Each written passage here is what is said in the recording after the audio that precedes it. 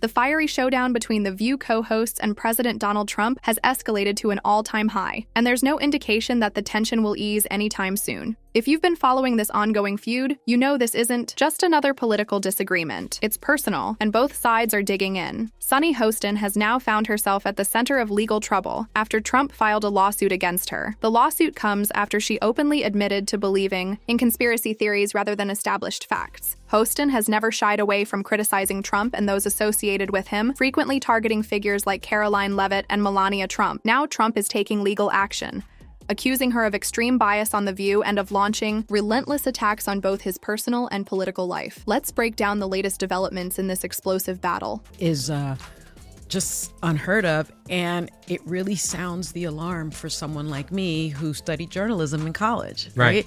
It's scary. Let's dive into the latest shot fired in this ongoing war of words. During a recent episode of The View, co-host Joy Behar turned heads when she suggested that Democrats should stage a mass walkout, possibly even in their birthday suits, during Trump's upcoming joint address to Congress. While she was clearly joking, or was she? The remark sent shockwaves through the media. Behar's sharp tongue has always been a thorn in the side of Republicans, but this time, her words seemed to capture the deep frustration many on the left feel about Trump's political resurgence. She said something yesterday that really pissed me off. And that was, she said, there will be no wokeness here. Oh, yeah. Let me explain something to you. Behar's co-host, Sunny Hostin, didn't hold back either. Known for positioning herself as the show's voice of reason, she took a different stance, arguing that Democrats shouldn't even attend Trump's address in the first place. Why? Give him the audience he craves? She questioned, suggesting that denying him the spotlight would be a more powerful statement than any dramatic walkout. Hostin's remarks sparked mixed reactions. Some praised her for taking the high road, while others accused her of trying to silence political discourse. And then there's Whoopi Goldberg, the unofficial leader of The View's panel. Never one to mince words, Goldberg has taken a unique approach when it comes to Trump. She refuses to say his name, referring to him only as you-know-who. Her disdain for him is impossible to miss. During a recent fiery rant, she declared, "We are not our grandparents, we're not going anywhere, and you can call it whatever letters you want to, but you're going to wake up and we'll still be here." The statement struck a chord with The View's largely liberal audience, but conservatives were quick to slam her, calling it nothing more than grandstanding. I thought what she also said, in disagreeing with Stephen A. Smith, thankfully, is that the current president does not have a mandate. He does not. And I'm glad that she made that clear to our viewers.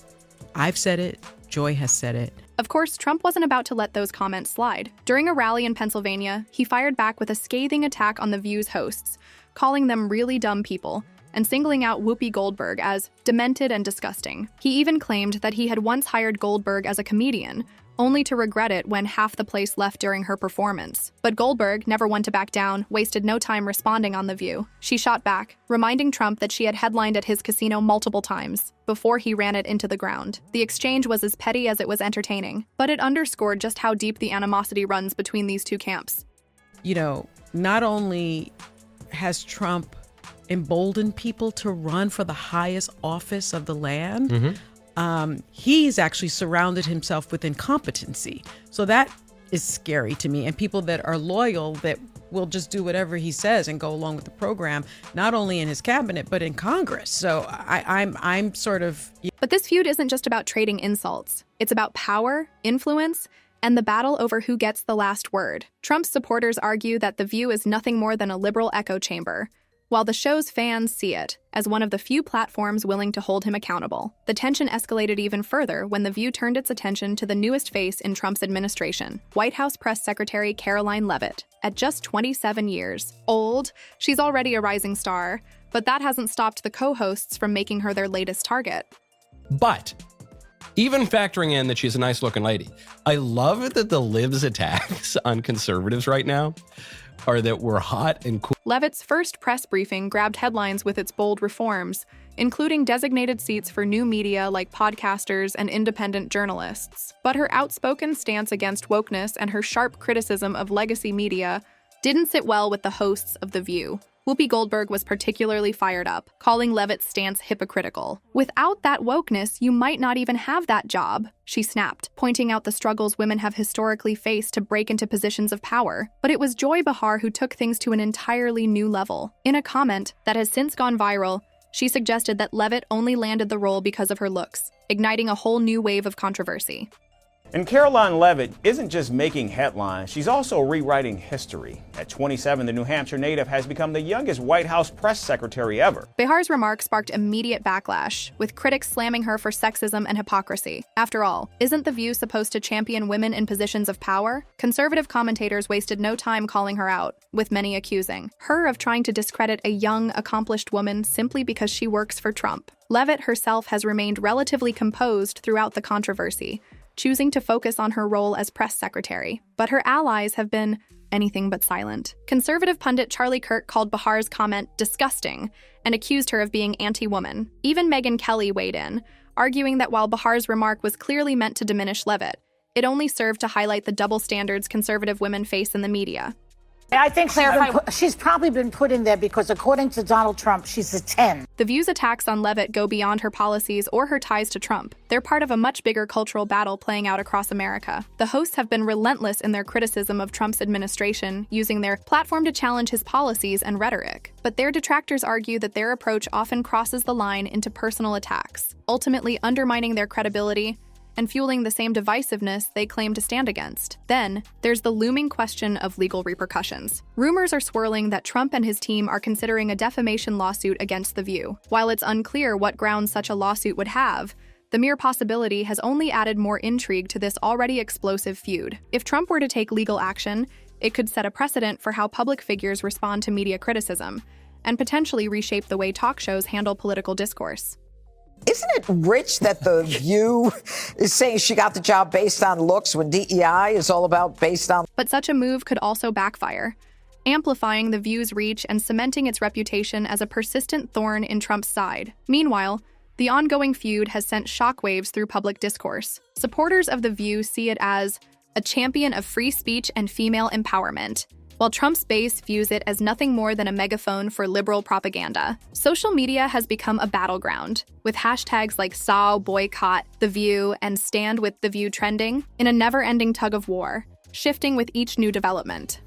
Sunny Hostin on The View, Tom, basically implicating her husband in this type of... But perhaps the most fascinating twist in this feud is how it has completely eclipsed other controversies brewing behind the scenes at The View. Take Sunny Hostin, for example. While she's been relentless in her criticism of Trump, her own personal life is now under scrutiny. The recent arrest of her husband, Drew Emanuel Hostin, on charges of insurance fraud, has sparked questions about her credibility and whether she could be entangled in the unfolding scandal. It's a developing story, but one that could send shockwaves through The View and threatened to shake the show at its very foundation. According to the documents, he knowingly provided fraudulent medical and other healthcare services, including arthroscopic surgery. As the clash between The View and Trump intensifies, one thing is certain. This is more than just a battle of egos. It's a reflection of the deep political and media divide in America, a high-stakes spectacle where every word and gesture is dissected and spun for maximum impact. And with new twists emerging almost daily, there's no sign of this drama slowing down. What happens next? That remains to be seen, but both sides are clearly prepared to fight for control of the narrative. Just when you think the headlines couldn't get any more explosive, the focus shifts to Sunny Hostin's unfolding legal troubles, a scandal that could very well overshadow even the most dramatic moments of this ongoing feud. The twists keep coming, and the real question is, what's next? As if the fiery clash between The View and Donald Trump wasn't already making enough waves, Sunny Hostin's personal life has suddenly stolen the spotlight. While the hosts have been relentless in scrutinizing Trump, from his policies to his hiring decisions, Sunny now finds herself facing scrutiny of her own. Her husband, Drew Emanuel Hostin, is caught up in serious allegations, sparking speculation about just how entangled she might be in the unfolding scandal. And let's just say the rumor mill is working overtime. Oh, but it's just, I mean, you're married. Tom, you're married. If your husband's doing something, if he's allegedly doing something like this, you guys would know if your wives were up to... The allegations against Dr. Hostin are nothing short of shocking.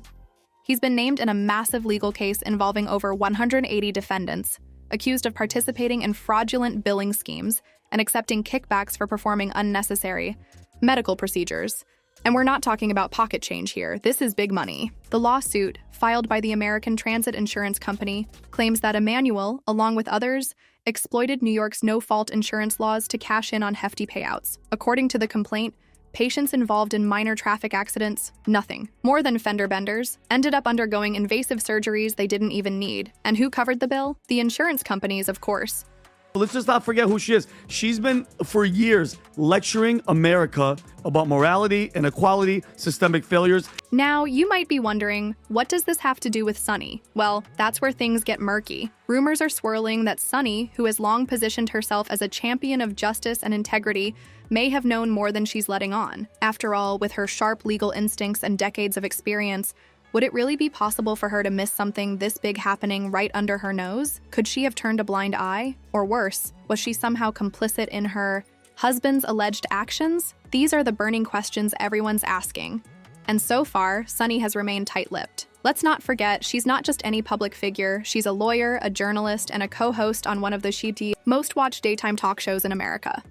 She's no stranger to holding others accountable, often grilling guests and public figures over their controversies. So naturally, people are wondering, will she face the same level of scrutiny she's so quick to dish out? Critics haven't held back, pointing out the irony of the situation. Some argue that if this were happening to someone on the other side of the political aisle, Sunny would be leading the charge, demanding their resignation. Harsh? Maybe, but not entirely unfounded. And it's a very serious crime. In fact, it's one of the largest, if not the largest, RICO case in New York's history. Sunny hasn't remained completely silent. In a statement to the media, she fired back, accusing the insurance company of targeting her family due to her high-profile status. She dismissed the lawsuit as a baseless attempt to avoid paying legitimate medical claims, arguing that the company, facing financial collapse, is using her husband as a scapegoat to deflect from its own troubles. She even suggested the possibility of filing a countersuit for defamation, claiming the allegations have severely damaged her family's reputation. It's a bold stance, but will it be enough to clear her name? They're essentially saying that it's a money grab, and they're also going to countersue for millions of dollars, $5 million plus. What's particularly intriguing is how this scandal is unfolding behind the scenes at The View. Insiders report that the situation has created noticeable tension among the co-hosts. While the show is known for tackling tough topics head-on, this one cuts a little too close to home. Some sources say producers are treading carefully, unsure how to address the allegations without making things even more uncomfortable for Sunny. After all, The View thrives on open dialogue and heated debates. Can they really afford to sidestep such a major controversy involving one of their own? And then there's the audience. Fans remain deeply divided, with some standing by Sunny, while others are calling for her to step down until the legal matter is resolved. Social media has been flooded with reactions, ranging from supportive to downright ruthless. One user commented, "Sunny has always been my favorite, but this is a bad look. She needs to come clean." Another was even harsher, writing, "If she knew what was going on, she's just as guilty as her husband. No excuses." Ouch. But the timing of this scandal raises even more eyebrows. It comes just as The View is under heightened scrutiny, making headlines for its fiery political debates and controversial statements, particularly regarding Trump and his administration. Some speculate that the allegations against Emmanuel Hostin could be part of a larger effort to discredit the show and its hosts. Is this a calculated attack, or just an unfortunate coincidence? Either way, the optics couldn't be worse. But if she didn't really know what was going on, right, which is what she's probably going to say later, I had no idea what my husband and his associates were doing. We'll wait and see what that is, but I think it's pretty freaking ironic. Sunny's co-hosts have largely avoided addressing the controversy, at least publicly. Whoopi Goldberg, staying true to her usual demeanor, has remained focused on the show's broader mission of tackling political and social issues. Joy Behar, known for her sharp wit, has reportedly made light of the situation off-camera, but has kept her remarks minimal during broadcasts. And then there's Alyssa Farah Griffin, normally quick to call out hypocrisy, who has been noticeably silent. Are the co-hosts rallying to protect one of their own? Or are they simply waiting for more details to surface before taking a stance? Different perspective on this. I don't really know what happened with this. The facts will come out. What I have a problem with is the core of who this woman is. Unlike you, I don't watch The View, bro. All I do is see clips. I know it's just like twice a day. But here's all I hear from her. America's violent. America's racist. America's bad. The growing tension behind the scenes at The View is just as compelling as the scandal itself. Reports suggest that the production team is divided over whether Sunny should address the allegations directly on air. Some producers argue that ignoring the controversy makes the show look hypocritical, given its reputation for tackling tough topics head-on. Others worry that addressing it could be too risky, especially with Sunny's legal team already involved. This internal debate has reportedly caused friction among staff, with concerns that mishandling the situation could lead to a dip in ratings. What makes this even trickier is The View's long-standing brand as a show that doesn't shy away from difficult conversations, whether about political scandals or personal controversies. The hosts have built their image on being candid and unapologetic, so can they really afford to stay silent now? But when the controversy hits one of their own, can they truly maintain that same level of scrutiny? Critics aren't convinced. A media analyst recently pointed out that The View risks losing credibility if it selectively addresses scandals based on personal ties. If they want to hold others accountable, they need to apply the same standards internally, the analyst noted. This sentiment has only fueled the debate over whether Sunny should publicly address the allegations. Will the show tackle the issue head-on, or will they opt for silence and risk the backlash? Either way, the pressure is mounting, and viewers are watching closely to see if The View practices what it preaches. I would tell them to look at themselves very hard in the mirror and say, have we really not brought this on us? Emmanuel Hostin's legal team is going on the offensive, working to shift the narrative. In a recent press conference, his lawyer accused American Transit of running a smear campaign, claiming the company has a history of harassing medical professionals. This is not the first time they've tried to intimidate doctors into settling baseless claims, the lawyer stated. Dr. Hostin's only crime is providing care to patients in pain. We will prove his innocence in court. While this defense may be enough to sway some, others remain skeptical, especially given the lawsuit's sheer scale and the detailed allegations outlined in the 698-page complaint. One thing is certain, this scandal could have serious consequences for Sunny's career and The View as a whole. If the allegations against Emmanuel turn out to be true, the damage to Sunny's reputation could be irreversible. Sunny Hostin's entire brand is built on credibility and integrity. While she isn't the one facing legal action, her association with the scandal could still cause lasting damage. On the other hand, if her claims of being unfairly targeted hold up, it might turn into a rallying point for her and her supporters. Either way, the stakes couldn't be higher. As the legal battle unfolds, all eyes will be on Sunny and how she handles the mounting pressure. Will she address the allegations directly on The View? Will she continue to stand firmly by her husband? Or will cracks start to show in her carefully crafted public image? And then there's the rest of the panel. How will they navigate this controversy without alienating their audience or each other?